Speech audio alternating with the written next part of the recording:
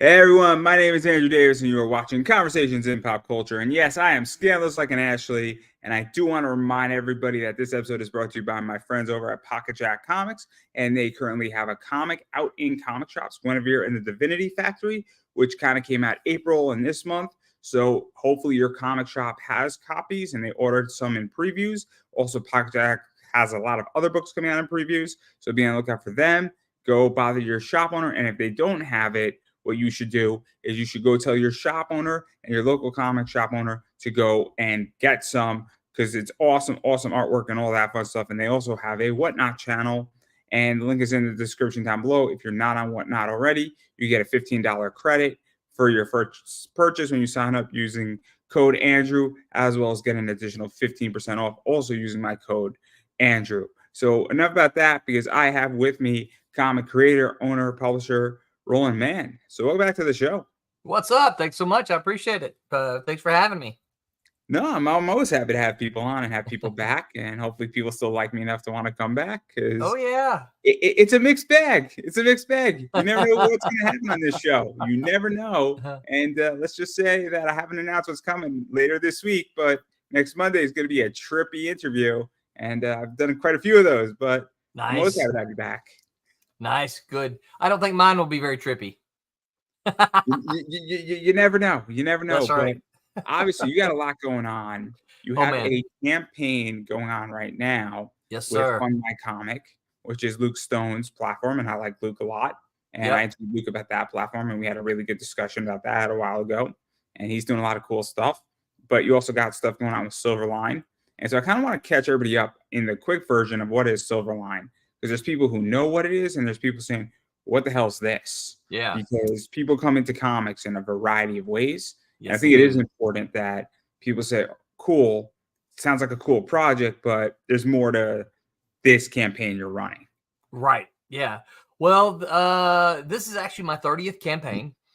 We have run, we started just before COVID hit, but COVID was, the COVID years were pretty good to us as far as the crowdfunding and all that. But we started before that, just because it was kind of a new thing, right? And, we noticed a lot of independent creators were doing it.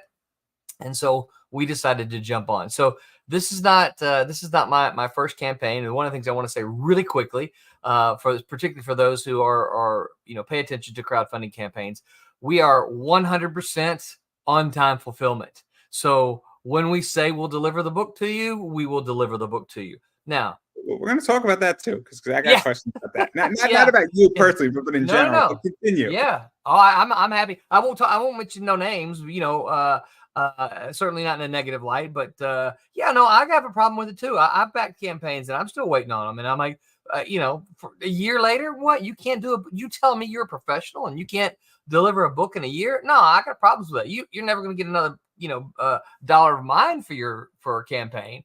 It doesn't mean I won't buy your book. It means that I won't support your campaign because I can't trust it, right? Yeah.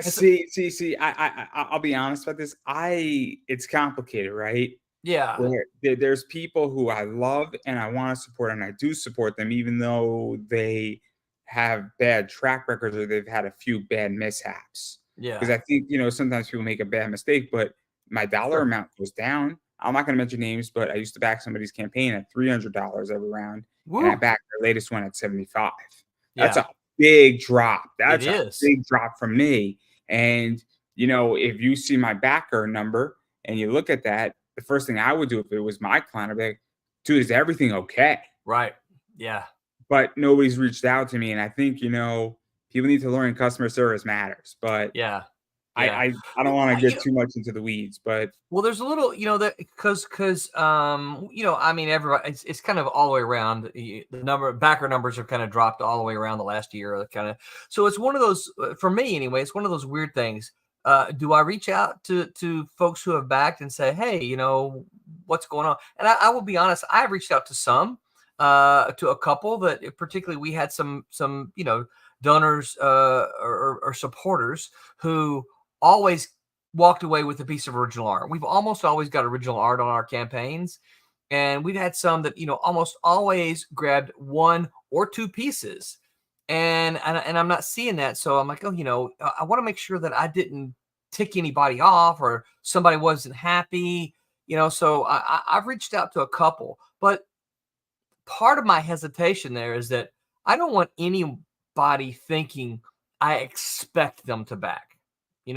I don't want to reach out to somebody and come across with the ideas like, hey, why aren't you backing? I'm expecting you to back and you're not backing. Why are you not backing? I don't want to come off that way, man. We are so appreciative of the people who back us that I fear that might be something that they would read into the email. This is interesting, right? Because when I get something that I know that I think a client is going to want in my eBay store, I'm like, hey, do you have this? Because I got one. Yeah. I say, look, if you don't want it, there's 4 other people that I'm reaching out to, but it's not even listed yet. And I know you're into Star Wars, and I know you're into Mount Olympus, for instance. And I have a client who she loves Mount Olympus, and she loves Star Wars Mount Olympus. I'm like, I didn't even list this one yet. Yeah. I got you if you want it. But if you don't want it, I'm giving you the first right of pass. Right. Because that to me is not pressuring. That's saying, hey, I know you like A and you bought a lot of this stuff from me in the past. Yeah. And if you want this, I didn't even list it yet. And I'll build a custom listing for you and only you. Well, I agree. And I think that is excellent business practice. But that's a little different, I think, than running a crowdfunder, right? So if you have a crowdfunder and you have different tiers of rewards, and someone who's usually dropping, as you mentioned, $200 to $300 a campaign simply so they can get original art with the books, and then suddenly they're not doing it. I don't want it to cut. That's different than saying, hey, they know it's there, right? But that's the thing, though. See, I'm going to challenge you slightly because there's been things that I've missed on Kickstarter. I'm like, how the fuck did this thing get past me? Like, no. I'm like, dude, I wanted to back your campaign, and we're on day 17. I didn't even see it. Yeah. I didn't even see it. I'm like, yo, dude, when's your campaign? He's like, oh, dude, it's been running for 2 weeks. I'm like, what the fuck? I didn't see it at all. Yeah. So sometimes, it could very well be that I've missed things because nobody just notified me. Yeah. And I didn't even know something was existing because I got so much going on. So if somebody said, hey, Andrew, I got my campaign running, I'm like, oh, cool. Great. If you know that I've expressed interest in anything, and I have Excel sheets with people's names in it saying, oh, this person usually runs something in May. Should probably look out and hit them up in April to see what's going on. Or somebody has a book that comes out in June every year. Right. And or somebody has a Pride book, for lack of a better word, and they're launching May and June. Great. I'm not going to hit them up in January. I'm going to hit them up in March. Yeah. Because I'm just systematic in that way. But I don't mind reminders, but I also don't want anybody an obligation. Right. Yeah. Yeah. Well, we try to push everybody because, the algorithm, everybody's always talking about the algorithms. And I've heard people say before, hey, I didn't know you had one going. And I'm like, we post on Facebook, we post on Twitter, we post on all the social medias.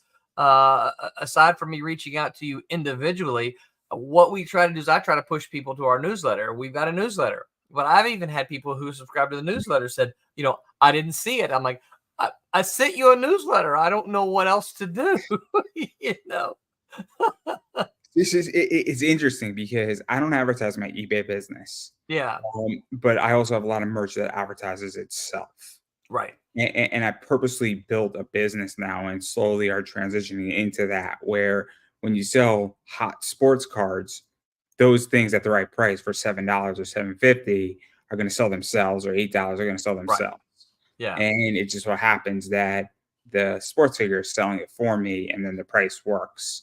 And then I have other merch that I guess works well with it, but I don't advertise my eBay business all that much because I find that it doesn't work. What does work is tagging eBay the right way on eBay. YouTube is similar, where tagging on YouTube works super efficiently. And that's what I've learned in the last year.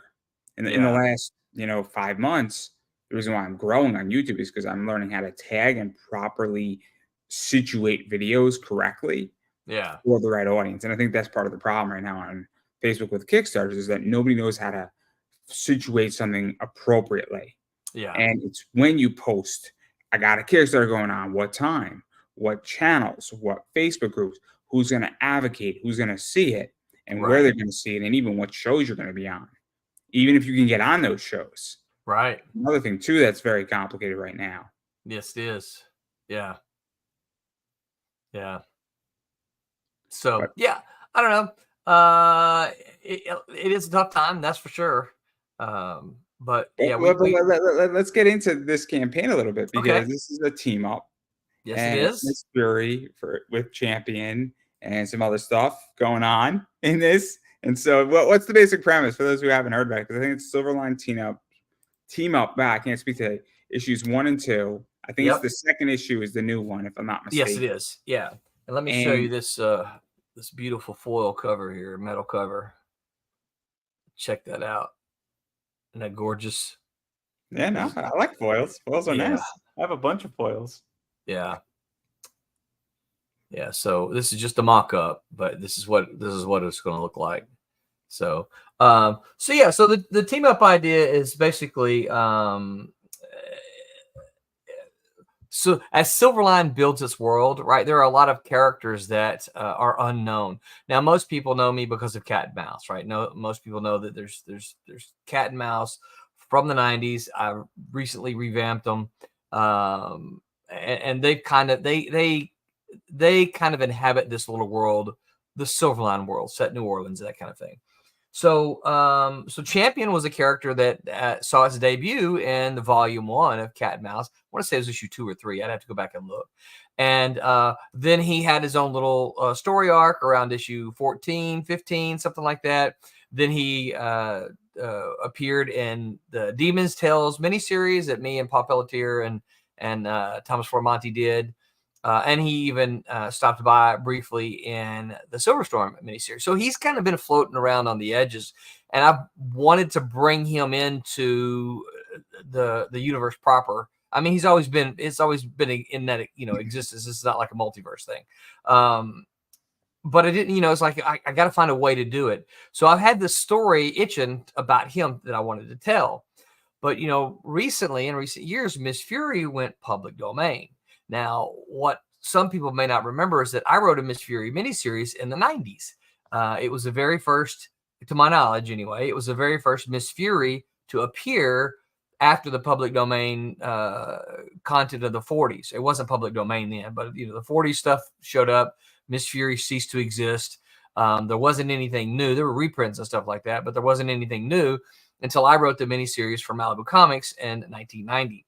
After that, she appeared briefly in the Protectors that I was editing, and it was written by R.A. Jones. But this was 1990, so I've been itching to tell more stories about Miss Fury as well. So we had the story. We had these two characters, and we wanted to bring them in. We didn't think Champion alone was strong enough of visually of a character, that kind of thing. We're like, we don't know that there's who wants to buy a book just called The Champion. And don't get me wrong, I love the character. I think he's a good character, but we weren't confident enough in that character to have him go alone. And since I wanted to bring Miss Fury in anyway, I said, well, why don't we have Miss Fury? Because she's a sexy heroine, and we're like, we'll bring her in, and that gives us kind of that sex appeal that the Champion is missing, and we'll have the two tell a story, right? That's how that happened. Well, the problem is we couldn't come up with a title, right? We were like, what do we call it? What do we, so we're kicking titles around right and left and all this kind of stuff. And just between the creators, just our little group, we were calling it Champ Fury just because we couldn't come up with anything better at the time. Well, I sent some covers over to Mike Belcher, who does a lot of our he does a lot of the lettering, does a lot of the production work for us, that kind of thing. And I said, look, hey man, I need a logo for Miss Fury. Here's what I'm thinking, blah blah blah. And so when he sends it back, he has a mock-up on the cover that says Silverline Team Up, Champion and Miss Fury. And of course, I look at it and I just kind of laugh. I'm like, haha, wait, that's kind of cool, actually. So I took it and I showed it to Pete, who's a penciler, and Tommy and Roberta. I said, you guys, what do you think about this? What would you think about just calling it Silverline Team Up featuring Champion and Miss Fury? And then, of course, they all loved it as well. And so that's how that title came So about. let's talk about this a little bit, because obviously parts of this come out of Cat and Mouse, Yes. and then other parts are brand new, Right. and then other things come out of the other parts of the Silverline universe to some degree, with Right. Champion, and there's some stuff that's going on with Champion. Yeah. But then you have a public domain superhero-esque character, because I don't consider Miss Fury. She's kind of weird, right? Where Yeah. she is sort of a superhero, but she's not. Right. She's like a Batman. She's just a highly skilled person in a costume. So I consider Dynamite did Masks, which Yes. was Yeah. Kato and the Shadow and Green Hornet, and I forget the other one who was in Masks. But I consider Miss Fury to be kind of in that vein, where you get that type of character, and there's a lot of fun stuff that can happen with that. Right. But what is that like? Because when you take a public domain character, I could do the same character and I could tell my own Mm-hmm. story with Miss Yep. Fury. And but what is that like? Because now you have to make her your own, but you're Right. going to obviously keep certain elements of it, because there's no point in taking Miss Fury and then revamping the whole thing Right. and You might as well just create transferring a her new to character. something else. Yeah. Defeats the purpose. But then at the same time, how do I make her my own that says when Andrew wants to do Miss Fury, it's not going to be similar, or it's going to be different? Yeah. Yeah. Well, and that's the challenge. What I'm trying to do is keep her true to her 40s roots. I read all of before I wrote the 90s story. Malibu sent me photocopies of the newspaper strip. So it was a newspaper strip initially, right? So they sent me all the photocopies. I wish I still had them, but I don't. But I read them. I read them all and took copious notes about the characters and that thing. Again, keep in mind it was the 1940s, right? So I took all these notes about the characters, because one of them was we had a German spy in there because it was during World War II, and there's all this kind of stuff. And so what I did is basically said, all right, well, that was in the 1940s. If we move forward, what, 50, 60, 70, 80, 90, 50 years, what might how might these characters have changed? And so in the 1990s, Miss Fury, she was the granddaughter of the original Miss Fury, right? So here's the thing. I know that the Dynamite Miss Fury exists. I know Billy Tucci's done it. I'm not going to read them, right? Because not because I don't like them. I love Billy Tucci's work, right? But because I know that I want to work with Miss Fury, I don't want to see what they've done, so that I can't be accused of, oh, well, you got that from Billy Tucci. No, no, no. All of my source material comes from the 1940s that I read, and of course now the 1990s is not the miniseries I did that's not public domain. That's owned by Marvel, so I can't directly reference that, but because I'm smart enough as a writer to get my way around it, I'll figure it out. So let's actually talk about this, because Okay. Dynamite did Bad Kitty, and they brought Bad Kitty back. And it's tricky, because when you're bringing stuff back from the 40s or the 50s or the 90s or anything like that, there's people who say, I don't even know who the hell this character Right. is. Right. And so what is that like? Because you don't want to spend a boatload of time introducing, No. Miss Fury. I know Miss Fury from Dynamite. I enjoyed Dynamite a lot, and I enjoyed what they did with her.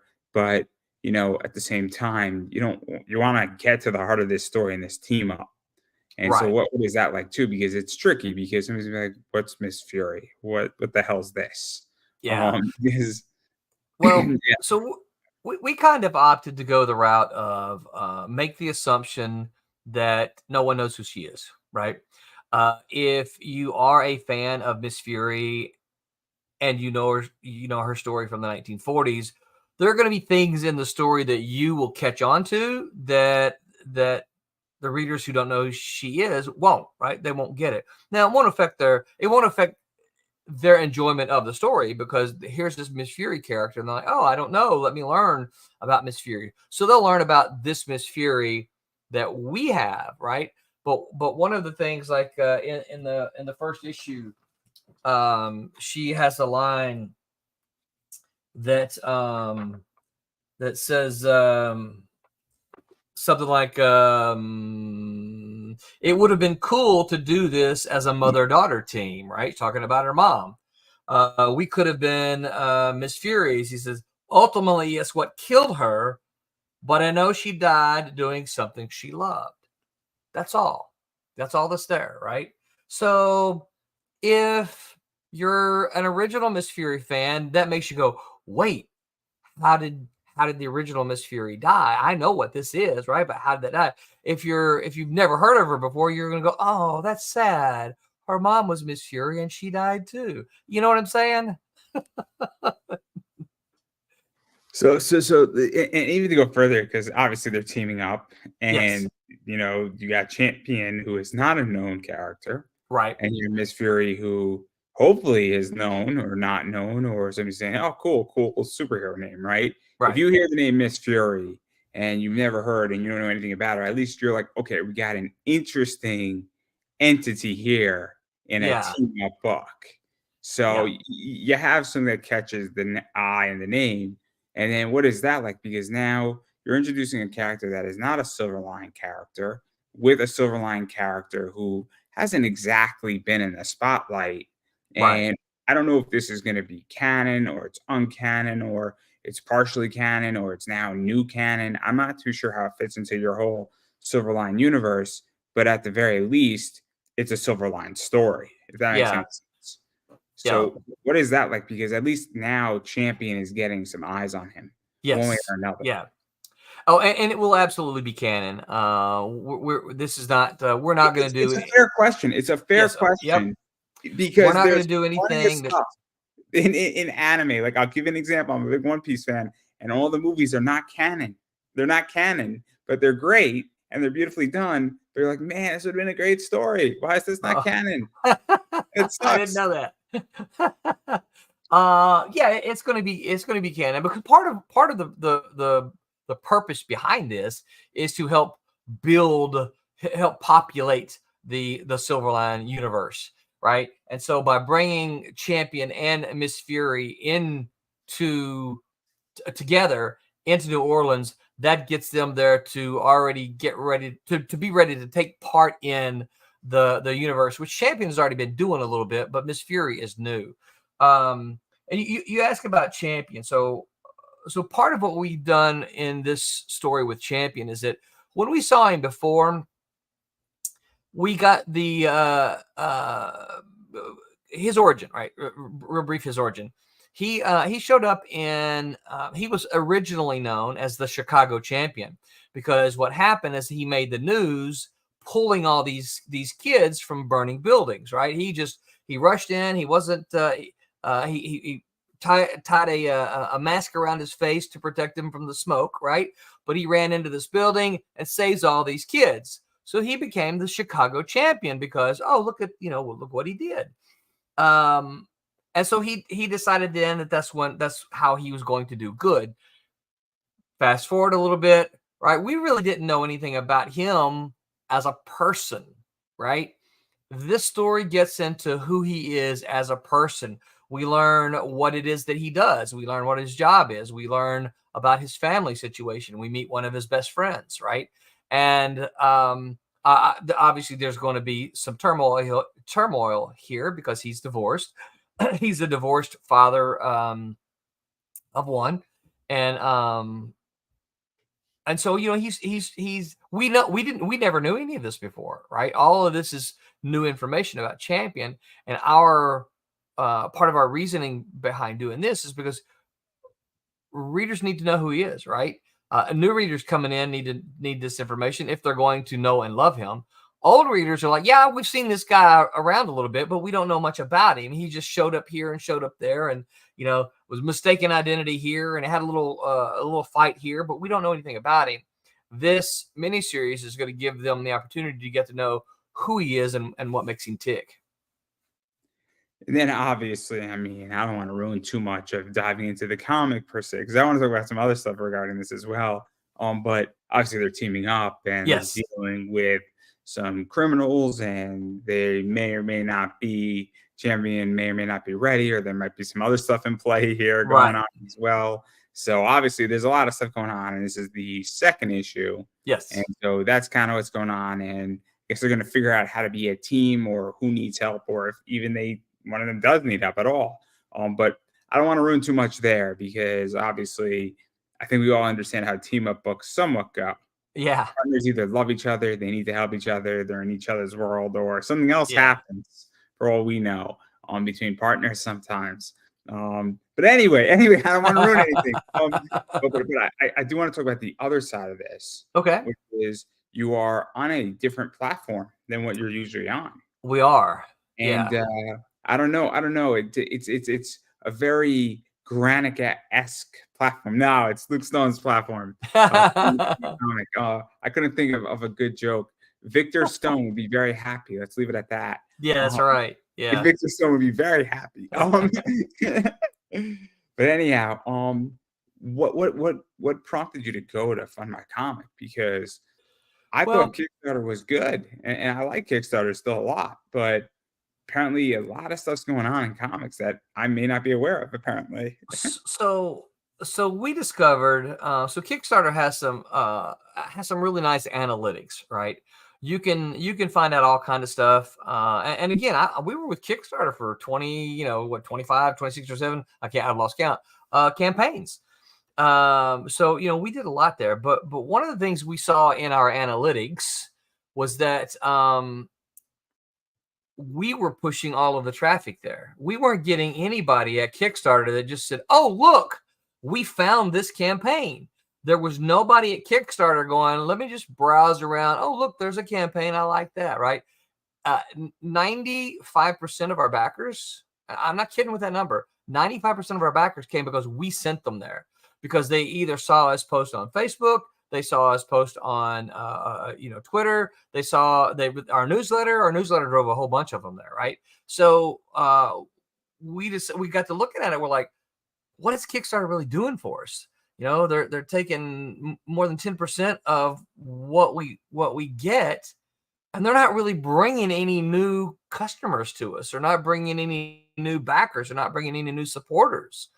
And so we kicked it around a lot, and we're like, well, why are we there? We're just there because it's comfortable. Let's actually talk about this a little bit, because okay. This is, and I don't know, and I'm going to be shooting randomly here, and I might be putting my foot in my mouth slightly, and I'm probably going to upset people. I wonder if part of the problem is that we have a lot of people now in the Kickstarter crowdfunding space who have businesses that run, advocate, promote Kickstarters. Yeah. And that might be part of the problem, is that I agree. if you're not using their services, you have to drive all the traffic versus that those people are being paid to drive traffic. I'll state something, and it's going to get you and me both in trouble, but I interview people in the adult world, and Stream8 is one of the biggest campsites, and they take almost 60 to 80% out of every single models that they bring in. Wow. But people forget that Stream8 drives hundreds of millions, if not billions, of views to that website. So when I'm speaking to a cam model and she's making low six figures in pure profit as her salary at the end of the year, she's like, I'm happy to give Stream8 60 to 80% of what they bring in because I'm making $250,000 a year. Right. So that means that she's generating them $1.5 million. Right. So, but they drive all the traffic. And I think this is where, and I'm curious how you feel, not about the Stream8 component, right?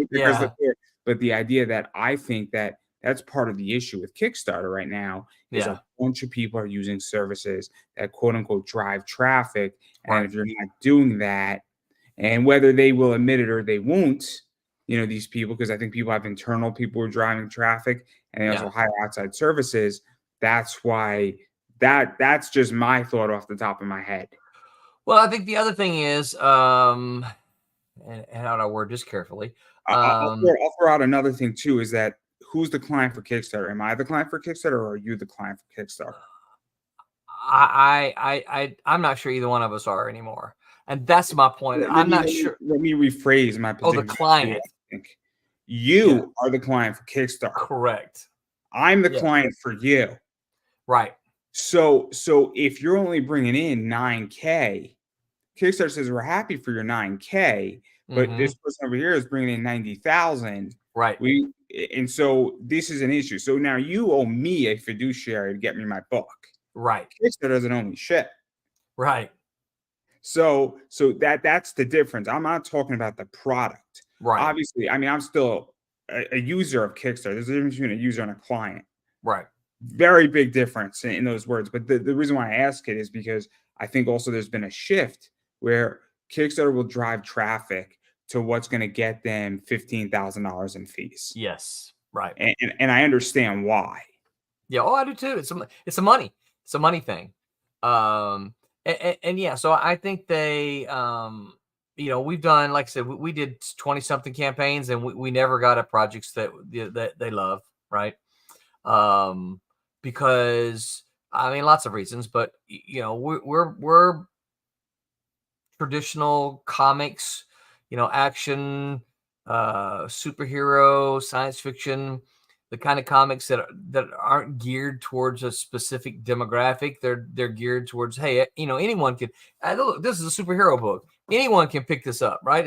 It's got a gal in it, got a guy in it. They fight bad guys. If I give it to a 12-year-old, the 12-year-old's not going to be scarred for life. Correct. Yes. And so I think there's a lot of subsections over in Kickstarter that are chasing demographics that they don't push towards us. And I'm not sure that we'd ever get those demographics, right? We don't fall into the categories of the kinds of things that they want. Not safe for work? They're not safe for work. Yes, that's right. Yeah. I got nothing against those books. It's just not our demographics. So to even go further into that, because one of the things, and I'll be honest, I don't really care either way about this, is that whether you get charged up front or you get charged on the back end. Mm-hmm. I like to be charged on the back end just because I move a lot of money around, and I'm always moving debt from A to B to C to D, especially when you have a business. It's very helpful to move debt into lower debt situations or utilize debt correctly. It allows me to leverage money out efficiently and effectively. And it allows me to buy merch on credit, which is really helpful in a lot of ways if you know how to do it. But fund my comic, I think you get charged up front, which solves the problem of not getting a back charge. Yes. Because I know that Corey Hardyman had like $3,000 worth of canceled pledges. That's crazy. No. If you're doing 27,000, the ratio, or you're doing 40,000, the ratio is a little bit different than if you're doing $1,000 and you have $300 canceled. I mean, the ratio is similar, but not the point. It stings a lot. But if you do 40,000 and you have $3,000 canceled, it's not as bad as if you did $3,000 and you had $500 canceled. Right.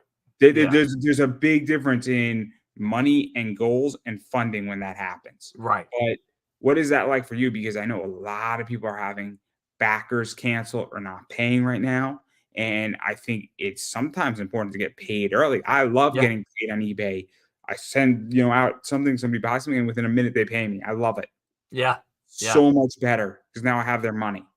It took some getting used to it for us because we're like, hey, what's this money? Oh wow, look, we've got money already. And so that was a bit of a surprise. Yeah, and we didn't have a whole lot of folks back out, but we did. We had a guy pledge into our camp about 3 or 4 campaigns in a row.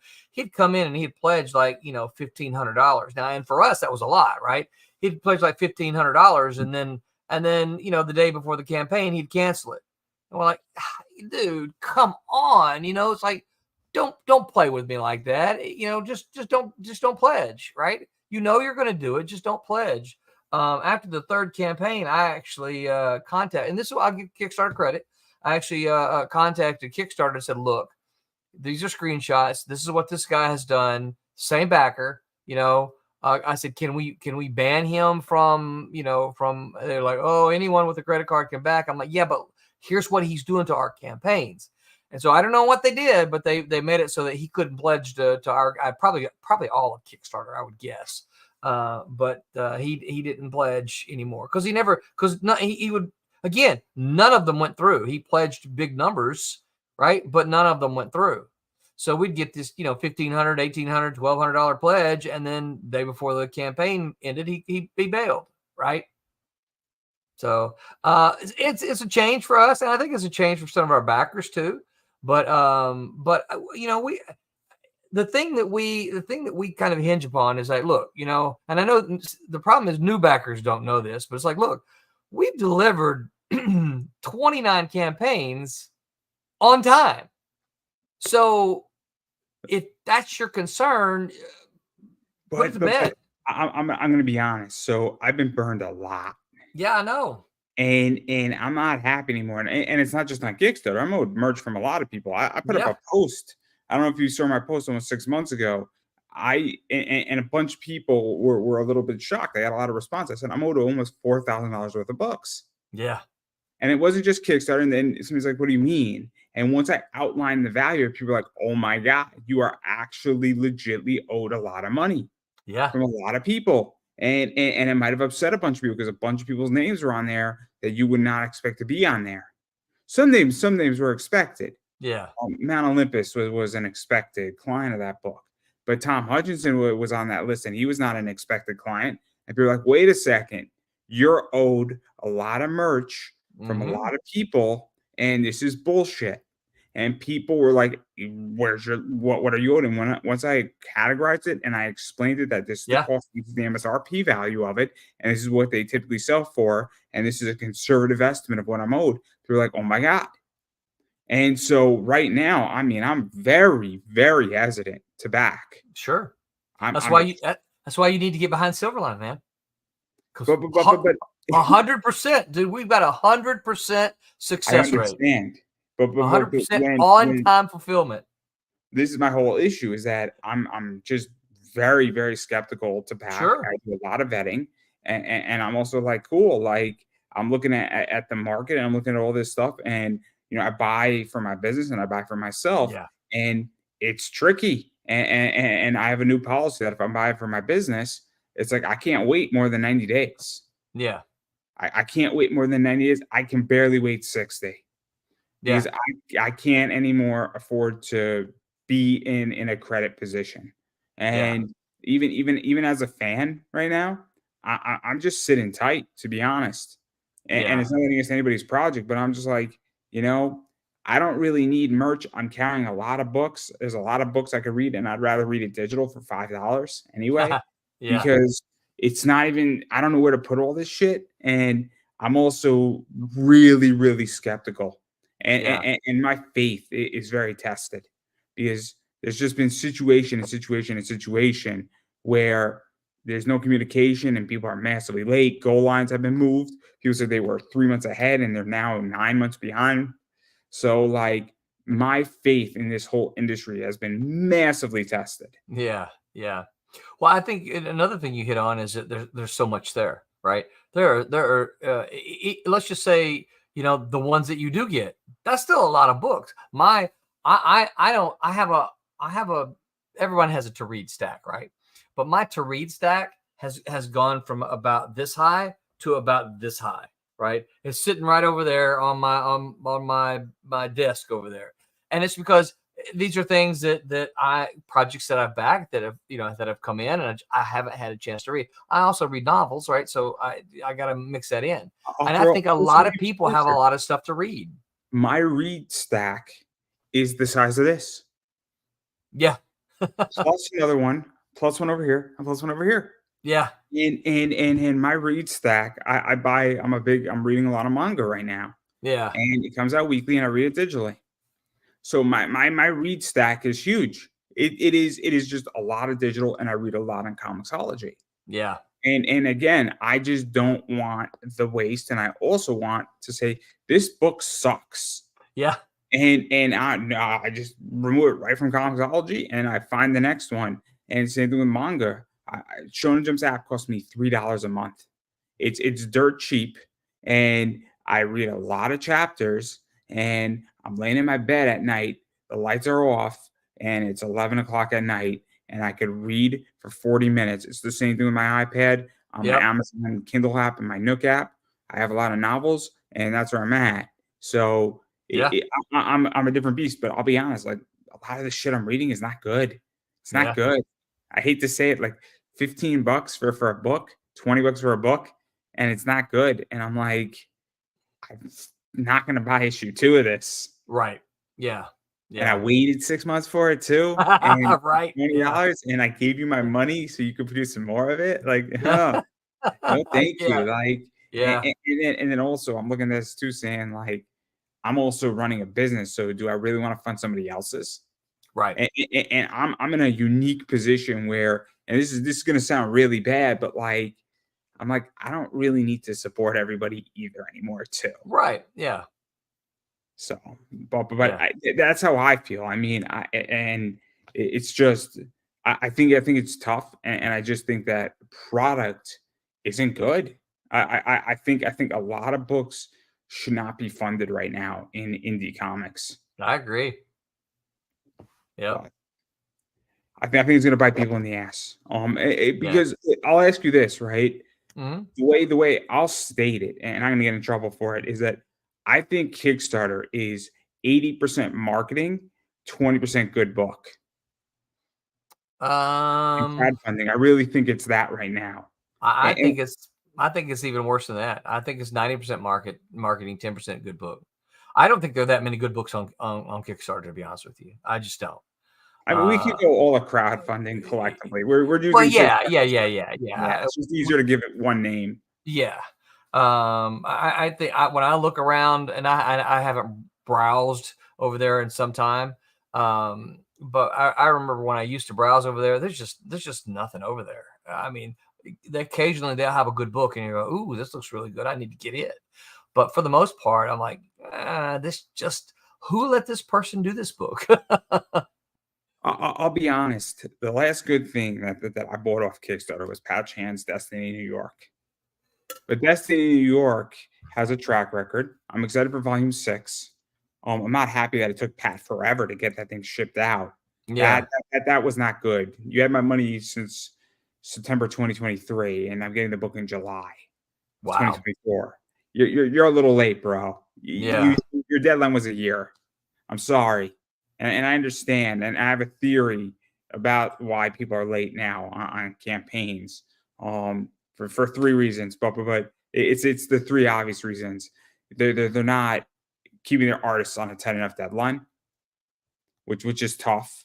Yeah. They are either that's one reason they're economically struggling because you got Right. multiple projects and project A and B, and then C needs money's A to get C across the line, and then you pay A back, but that delays A's Yeah. productions, and then costs have gone up, which means you got to subsidize your positions or reevaluate how you're shipping, or you go to China to ship because you're going to print another 5,000 copies. It's the same as printing 10,000 copies in America, Right. and that delays it because it's got to be in a cargo container, and then the Suez Canal gets jammed up again. So there you Yeah. go. Yeah. Yeah. Yeah. Um, We haven't printed anything in China yet. We print everything's still printed here. Like I said, so we I think our last campaign we said because ours is basically 60 days. So when the campaign ends, I think the last campaign ended. When was that? February. We promised them June 1st delivery. They've been gone for 2 weeks. it's crazy. So yeah, completely fulfilled. Like I said, June 1st was our promise date, but they're already completely fulfilled. That's wild. That's just wild. You know, that's just that's who we are, and that's just what we've done since day one. We had one project in which we ordered T-shirts, which was something new for us, and our T-shirt vendor was late, so we had. I think we only had like 10 backers with T-shirts. So we got everything out but the 10 people who had T-shirts. And I messaged every single one of them and said, look, here's the deal. I can send you your books now because you're right. Or if you can give me a little bit of time, it'll save me some money, right? Or I'll if you'll give me a little bit of time, I'll send you the T-shirt with the books. If you want your book now, I'll ship it and then send your t-shirt later. Without fail, every single one of them, because they were multi-backers, every single one of them like, no, you hang on to it a little bit. Well, we got the t-shirts the very next week, and we were able to ship out those last 10, and I think we missed them. They got out shipped by our date, but they didn't arrive to all of them on time. I think by like a day or two. So that's the latest we've ever been.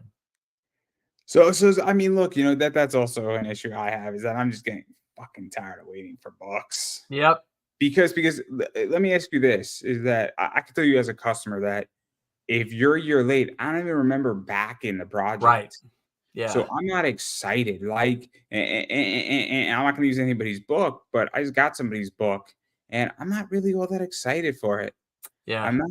When I backed it, I was so excited, and I interviewed them, and I'm like, "Oh man, it's gonna be awesome!" And then here in like 2 days or 3 days, and I'm like, I'm not excited for it. Now, conversely, the Zenescope card set for Wonderland should be here hopefully by Saturday. I am enthralled. I can't wait. I'm like jumping for joy, and I backed that last November, so I'm really excited for that. Yeah. But right now, I'm really into the card space. So it just so happens that I'm running a business that is entrenched in this. Right. And that I'm spending a lot of money in that sector anyway right now, and probably for the foreseeable future. In the next 3 years, if I spend $100,000 on cars, that would be an understatement. Yeah. Hey, how was I in that Caitlin Clark card today? Anybody saw my Facebook post? This is called big boy card collecting. When you're looking at a $25,000 card, that thing sold for $24,921. Wow. Within about 6 minutes of it going live. Man, it's crazy. I was not the buyer. I want to make that crystal clear. I was not. At 15,000, I would have been. We all laughed. But you would have been like, hey, I would have got on stream the day around. I'd be like, see you guys. Big boy card collecting. That's right. But it kills me. But I am curious how you feel about the industry, though, because obviously we've been talking about this, and I think it's really interesting because, again, I think there's a lot of stuff going on. I think the economy is a disaster, to put it nicely. I think things are more expensive. I think the fact that Burger King costs almost as much as going out to Texas Roadhouse costs at this point. And I think there's a lot of problems, and I'm curious how you feel, because it seems cons are doing okay, but I don't even know if that's true either. And so, yeah, I think cons are so. I think we have to be careful, because I think of cons as comic cons. 99% of the people think of cons as going to see, the cast from, Different Strokes in 1990. I don't consider those cons. I guess they are, but they're cons. I think those are doing fine. I think people are paying to go see these television stars and movie stars, but they're not really paying to see comics. I'll rephrase, because I don't know if people are doing well at any convention as an artist. I don't know if people are doing okay. I don't know if people are making money. I don't know if it's worth their time. I don't know if they're doing it because you got to be seen and heard. And it's important to be on Facebook that I'm setting up at Motor City Comic Con today. Right. Even if you only make $500 or you break even, it's this perception, right? Right.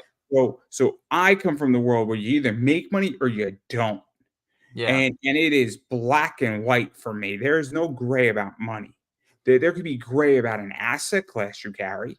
I understand that when I buy a card and I'm eyeing one, and I hope I get it, it's going to be a fight for it, that it could take appreciation, and that could be great, but that's an asset class. Right. But, I will lose money in the short term on it, but I will make hopefully a lot of money. That's what I'm hoping for. But I don't, because that's how I feel when I see everything on social media.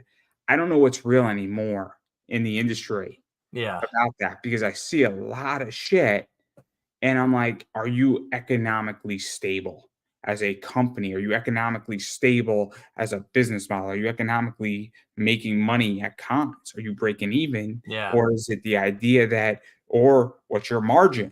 And I've asked these questions and nobody knows how to answer it. And so I am just curious. I'm not asking you personally any of those Yeah. questions. You Yeah. complete the fifth at any point, but like I don't know if the industry is in a healthy position, and I don't know if anybody's really making money in I comedy. don't I don't know anybody, to be honest with you, who comes back after a show and tells me I made so much money at that show, right? I just don't know anybody who's been like that. I know people that have gone to shows and said, "Hey, we did pretty good. We met some new fans, and made some new people, and I paid for my trip up there and my hotel room, kind of thing, But I don't know anybody who's just raking it in. Um, and they may be out there. I'm not saying they don't exist, but I don't see anyone posting that. I don't see anyone, in the sort of the private circles talking about, hey, I made so much money at this convention, you got to go, right? I do think that a lot of folks go to conventions because for multiple reasons. Number one, I think there's the camaraderie at a convention. You get to meet people that you haven't met before, right? You get to hang out with the people that you like, but also gives you the opportunity to make new fans, right? And part of what we thrive on, part of what we and this is what we're talking about, like within Silverline all the time, is that we got to find new fans. We got to find new people who are willing to try our books, who are willing to give us a go, give us plop down their hard-earned money for a product that they've never heard of before, maybe from creators they've never heard of before. We need to do that. And so that's one of the reasons that we try to go to shows, is try to meet those new people. No, see, I mean, again, I haven't been to a con in almost 5 years, and I have no Yeah. desire to go back.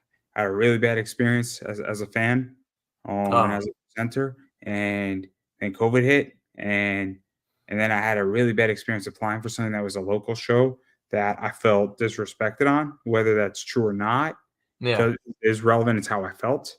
Yeah. And feelings are real when you've been presenting at a con for 7 years as a fan, and then they treat you like shit. And I'm like, do you know who I am? And then I went through my resume, and they said, well, we could give you like a $20 off coupon. I'm like, you don't get it. You didn't get it yet. Right.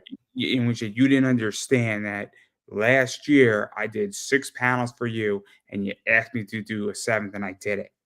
And this is how you treat me. Mm, You don't get it. And then I just said, I'm not interested. yeah. And then I left DC. Not, but for that reason solely, no. I'm a principled man, everybody. But no, no, no, no. But I don't want to be at a con. I don't think that's where it's at. I actually Yeah. think online space is where it's at, and I like the fact that because I can be global, and I would rather compete on the internet and reach as many people as I want Yeah. as humanly possible and sell to as many people as I want, and I sell all over the world. Yeah. I've sold to Australia, I've sold to the UK, I've sold to Spain, I've sold to Germany, I've sold to a lot of US military bases all over the world, and I've sold to almost every state now. There's like there's 5 that I'm missing. 5. Texas has been no, it's not Texas. I'm sorry, it was too easy. It was too easy. I think I'm missing Alaska, and I think I'm missing Iowa, and I think I'm missing Oklahoma, which is Huh. crazy. I got Utah, and the guy bought from Utah bought like $1,500 worth of stuff, and I'm like, bro, what the hell? Like he had the most like rancher name possible, and he's buying the most like thing you would not expect in comics, and I'm like, oh my god, this guy is. Like, I really want to just like FaceTime the guy. Like, I just want to see what he looks like because I have this image of him being like a rancher, and he just wants to read his Zenoscope books like on the side. Uh, But no, he's a good client. But like that's what I think is that I think the future is online, and I think it's going to remain online. yeah. Yeah. Well, we're definitely seeing a lot of folks reading online product, and I've become a big fan of Global Comics Express lately. Yeah, no, I had a conversation with one of their founders and one Mm-hmm. of the things and potential advertising, but I don't think it was the right fit. because I don't Yeah. think that I could help them the way they needed help or were interested, but we had a good conversation nonetheless. Yeah. And but again, I mean, I get that they're integrating with a lot of people and that, but I don't know if they're the answer. I don't, Yeah. because it goes back to traffic. This is the whole issue, is that global comics is missing a huge capital position to drive traffic the way StreamMate drives traffic to that site, Yeah. because they need billions of views on that site, and then they need paywalls. And I know their problem. I know their problem inside and out. It's just really hard to do it in comics. Yeah. Yeah. Whoever can figure it out in that with that type of platform and that traffic I will agree. solve the issue completely. Yep. Even if everybody's comic is 25 cents, if you have a billion views, you'll all get filthy rich. Yeah. But again, I'm if they want my consulting fee, I'm here, guys. Gold Comms coming up. I have some ideas, and I could probably introduce you to enough people. I can tell you the person they should hire. I know the person, Bella French. She is the person that they should hire. She's the CEO of ManyVids. Okay. There's a common theme here. Because again, this is traffic. That's all Yeah. this is. It's just Yeah. traffic is what's needed. But Yep. I digress. Absolutely. But again, I know all the people that they need. I know all the people they need, and all they got to do is just give me a call, and I may know a few people who could help them out. Of course, I will take my nice little fee out of that. But not the point. What I want to buy a WNBA team, guys. 50 million is a bargain for one of those. Come on, who doesn't want to buy like the Fever and like, oh my god, I would have a field day buying that team. I don't even know who they are. They have Caitlin Clark. I would Okay. embody Mark Cuban. It'd be great. Be yelling at refs. It would be so much fun. Like, oh my god, it'd be so much fun. I'd have a blast. It'd be like me in like a candy shop. But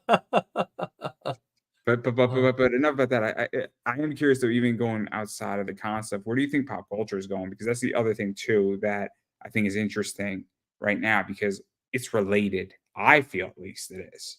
And I'm curious what you think about that, because where pop culture goes, comics goes, and everything else kind of goes too. So where do you think that's going? Because I think that's an interesting position as well. Well, I think one of our the biggest fears about pop culture right now, or maybe not fears, but one of the biggest realities is all this AI generated stuff. I mean, AI is getting to be, and we knew it was coming, right? But AI is getting to be so good and so powerful. I know someone had played a song for me the other day. They said, "Did you know this was a real 1940 song?" And I listened to it, and I'm like, "Yeah, no, I don't think that's real." And of course, I didn't spend too much time looking it up, but I think someone just generated a funny, vulgar song that sounded like it was from the 1940s, and I'm like, yeah, no, that's not real. And so I think we're going to see a lot of that. I think we're going to see it continue to make its way into fiction. I think that we're already struggling. This is a big debate we're having the last year about AI generated artwork. And the frustrating thing to me is, like, as a writer, it's like I kind of get it, because it's like sometimes I am completely, because I don't draw, I'm completely at the mercy of an artist. One of the things that I always try to I want the artist to like me, right? Because we got to get along, and I want to like them. I want us to try to have similar kind of goals in mind. It's like Pete. One of the things that Pete and I talked about before we actually started doing the Silverline team up is we're both big fans of Spider-Man.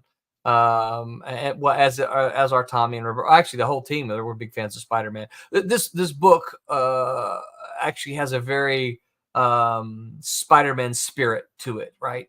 But that was the thing that we kind of got along about, right? It's like, hey, we like This is Spider-Man. interesting, because I have a co-host that I do a show with on Fridays, and we have similar values, we have similar comedy, we have Mhm. similar positions. And it's very hard to work with people who do not have similar values, It similar is. comedy views that you do, or similar novel views, or similar show tastes. You Yep. know, if you are a big fan of cop shows and somebody hates the police, it could be very, very, very hard to get along. Yeah. I mean, that's an extreme No, example. but you're right. Yeah. But like, if like me and my sister, it's hard for us to get along because we have different values and we have different thought processes on things. And I don't think it's a secret. I tend to be more libertarian, more conservative. She's extremely liberal, and I tend to have more of a quiet, non-flashy life. And I don't want to Mhm. go anywhere. And I'm relatively conservative financially and calm. And she's kind of a little bit of the opposite. And he wants to be out there and about, and I kind of want to be just sitting, sipping my beer on my Friday night in peace. Right. Like, Yeah. she wants to be, at dinner with a bunch of the other mothers from the PTA. And I'm like sipping their wine. I'm like, yeah, not for me. I want to be No, in no. my bed, like watching like television. Like it's very hard to get along. And I think Yeah. it's an issue. But the AI stuff, I mean, I'll be honest. I've said this before. I'm not necessarily a fan of it, but I think it's necessary. I Yeah. think it's actually forced artists to get better. And I think that before they weren't challenged, and I think they've gotten complacent. And I think this is all it's complicated. I get shit for this, but I think a bunch of artists have become complacent and they put out a lot of shitty work in the last 5 years. Yeah. And I think AI is Well, totally shit. I There's a also think, look, I also think if we were to go back 30 years, a lot of the comic books being made today would not be made. Okay.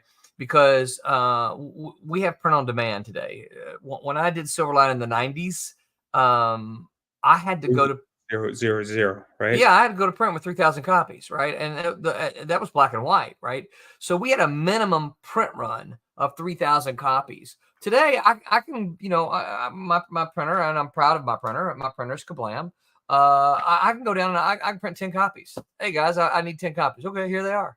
You know, uh, anybody can do that, right? And that's part of the problem is that there's now it's a good thing, right? It's a good thing that it's opened up the doors. But the problem is there's a lot of people who shouldn't have walked through those doors, and so it gets to be there's a lot of junk out there that you kind of have This to is sift through. this is the issue with podcasting, right? Yeah, This is the issue where I think I run a relatively professional show that treats it professional. There's plenty of people who go hop on a mic, say, "Who the hell are you as a guest?" you're right. I have an objective on this show. I have questions. I think about what I want to write. Now, Right. sometimes it works, sometimes it doesn't. Okay, but that's just life by nature. Yeah. But at least I have an objective where I'm like, cool. If I'm interviewing this card game's mascot and they did 200,000 on Kickstarter, we're gonna talk about your card game, and I'm gonna do some serious homework on this. Like, I've read your book. It took me 10 minutes to read your book. How many times have you been on an interview where somebody hasn't read your comic and they're interviewing? A bunch. Yeah. Now, I haven't read everything from Silverline, but I don't think Right. you expect me to. So, Right. like, I'm like, I haven't read. No, that's not true. I did read Teen Beetle, but I'm trying to think of a title I haven't read. Right? Yeah. There's stuff like You've read a bunch. There's like the Friar one that I haven't read. Right. It's just it never happened is the point. But you don't expect me to. But I've No. read Cat and Mouse. I've read Yeah. this one. I've Thank read Teen Beetle and a bunch of other stuff. So there you go. But like a bunch of people should not be podcasting and be on the air. Right. And a bunch of people should not be in comics. To be honest, a bunch of Absolutely. artists should not be in there either. Yeah. And then there's a whole issue where a bunch of artists have overpriced themselves. Yeah. There's a list. There's legitimately like 20 artists who have overpriced themselves, and they've also overproduced themselves. Yeah. Yeah. So I mean, I don't know. In which it's a mess. It And is. I don't want to do a comic. I don't because of this. I looked at the numbers and it just seems horrible. It seems hell. Yeah. Yeah. So, but Yeah, it's not easy. But yeah, it's what are you gonna do, right? rather just sell your book instead. Much easier. Much easier. I can go buy a $4 Caitlin Clark card and sell it for $8 all day. And then I could go and buy like 50 of them and make, after eBay fees, make a clean 120 on it, get my money back, find the next one and do it again, and then buy a stock, like my dividend every month while I'm legitly watching Naruto. It's awesome. It's awesome. And then the craziest thing that I ship all from eBay and I don't have to worry about a damn thing. It's wonderful. It's so wonderful. It's amazing. And so why the hell would I want to create anything when I could do that instead? So Right. much easier.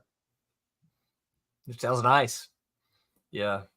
But that's how I feel. But again, I'm not creating comics. I'm sure people are gonna hate what I have to say. People already hate what I have to say. I'm Eh. open for a debate. If anybody wants to debate me anytime, anywhere on my viewpoints, I have opinions and I'm willing to back them up. And if you go on Facebook and you state your opinion and you're not willing to defend it on air, that's all I'm gonna say to everybody is that that's just it. Your opinion is what you're worth defending it. Yeah. Yeah. I digress. But I know you got to go to class. I do. I have a class. We're all still learning here. Got to pay the bills. I heard the professor is a real difficult grader. He is. He is. Well, the one thing that he is that he tends to get fussed at about is that he does not like late work. And so many of my students get upset. Why won't you accept this? This is late, but why won't you accept it? Because it's late. It was due last week, not today. Well, my boss understands every once in a while I'm late. But usually there's a good reason why I'm late, like a tractor trailer turned over. I'm sorry, I'm late. You see this picture? And it's like, he's like, I get it. Yeah. Because he has 2 kids. And so every once in a while he's late. It's like, did you see what my kid did? And I like, yeah. We're gonna have one of those days. And that's my response. We're gonna have one of those days. Those days, yeah. Yeah.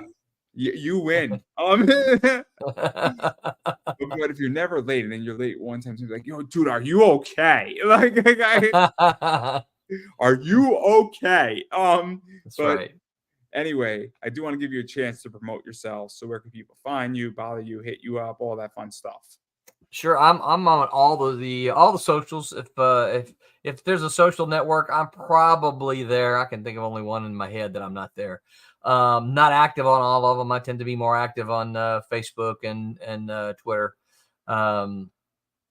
But you can find me with Silverline Comics, silverlinecomics.com. We stream a couple times a week.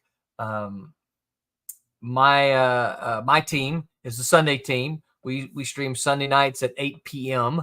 So Eastern time. I got a team that will stream. I won't be with them, but there will be a team that will stream tonight. I'll be in class. There'll be a team that will stream tonight, I think at 11 p.m. Eastern.